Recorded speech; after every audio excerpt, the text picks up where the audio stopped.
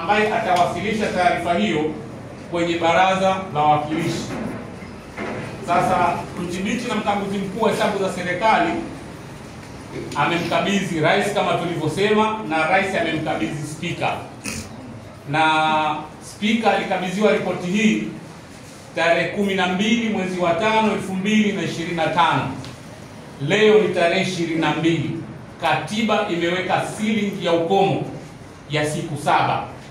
Sasa ni zaidi ya siku 7 sasa. Spika hajawasilisha ripoti hiyo na wala hajaiweka hadharani kwa umma. Sasa pia anakwenda kinyume na kifungu nilichokitaja cha 12(5), lakini pia anakwenda kinyume na sheria ya ukaguzi wa umma namba 11 ya mwaka 2007.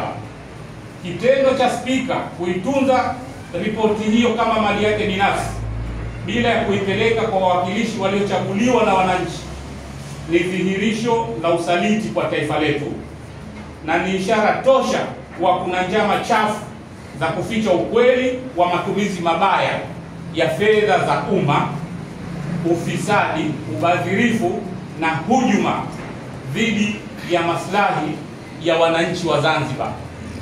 Mtakumbuka ndugu zangu waandishi wa habari, Mheshimiwa Rais mwaka wake wa mwanzo wa kupokea ripoti hii, kabla hajaiwasilisha kwa spika, ile tu kwamba mdhibiti na mkaguzi mkuu wa hesabu za serikali amekwenda kumkabidhi, ilikuwa ni live pale Ikulu.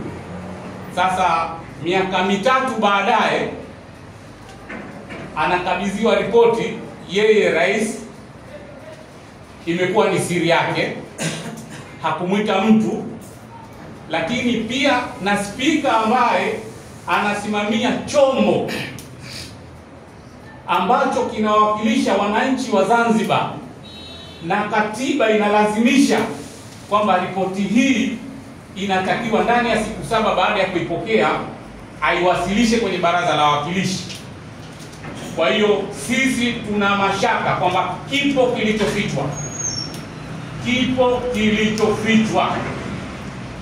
Kwa hiyo Chadema Zanzibar inamchukulia spika wa Baraza la Wawakilishi kama kikwazo cha uwajibikaji wa serikali, mtetezi wa mabaki ya mfumo wa kifisadi, na kama mtu anayehujumu moja kwa moja haki ya wananchi wa Zanzibar ya kupata taarifa muhimu za usimamizi wa rasilimali zao, kwa sababu ripoti hii inakagua fedha zilizotumiwa na serikali ambazo ni kodi za wananchi maskini wanyonge wa Zanzibar.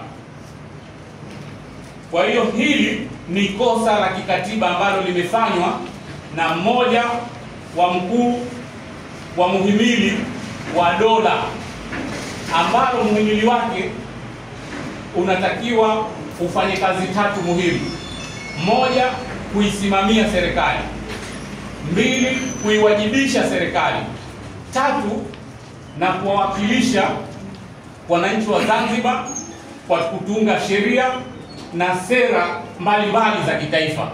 Hiyo ndio kazi ya Baraza la Wawakilishi.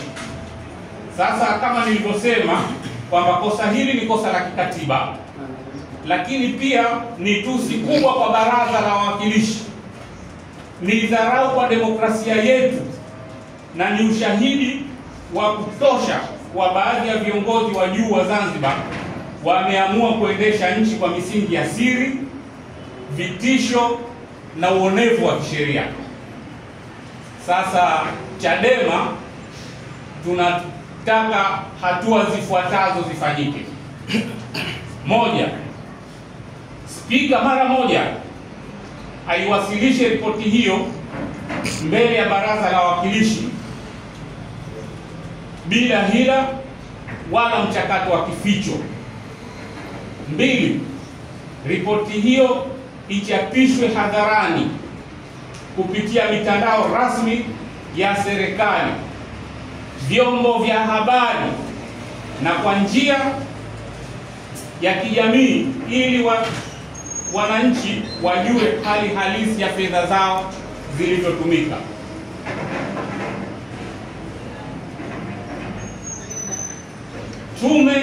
Namba 3, tume ya maadili ya viongozi wa umma imchunguze spika kwa uzembe huu,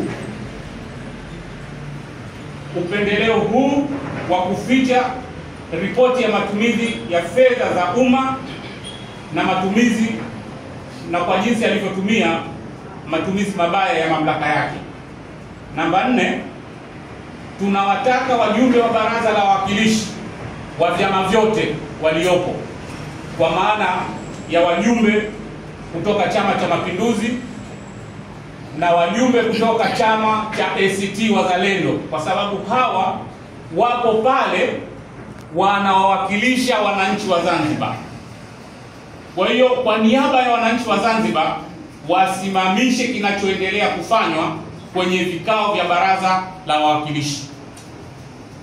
Mnakumbuka sasa hivi kuna vikao vinaendelea vya kupitisha makadirio ya bajeti, lakini wawakilishi wanachokifanya ni mchezo wa kitoto, kwa sababu unapitishaje makadirio ya bajeti hujapitia mapato na matumizi? Kwa sababu hii ni ajenda ya mwisho kwenye vikao vyovyote, kwenye bajeti zozote zile, makadirio yanakuwa ni ajenda ya mwisho. Kwanza lazima upitie mapato, upitie matumizi, na hiyo ndio kazi ambayo mdhibiti na mkaguzi mkuu wa hesabu za serikali kwa niaba ya katiba ya Zanzibar ameifanya hiyo kazi.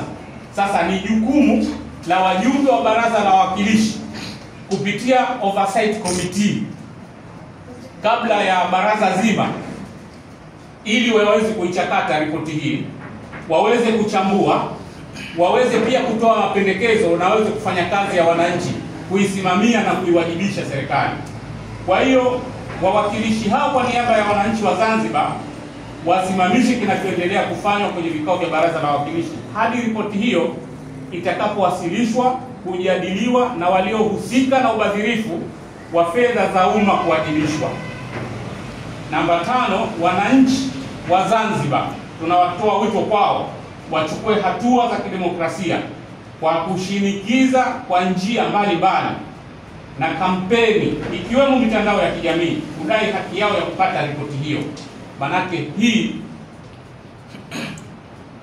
si ripoti au barua ya utumba aliyokabidhiwa spika na rais.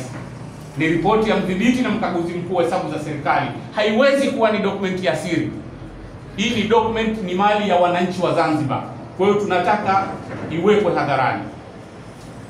Na mwisho, kama spika atashindwa kutekeleza wajibu huu wa kikatiba, Chadema Zanzibar itatafuta namna bora na nzuri za kuchukua kwa niaba ya wananchi wa Zanzibar.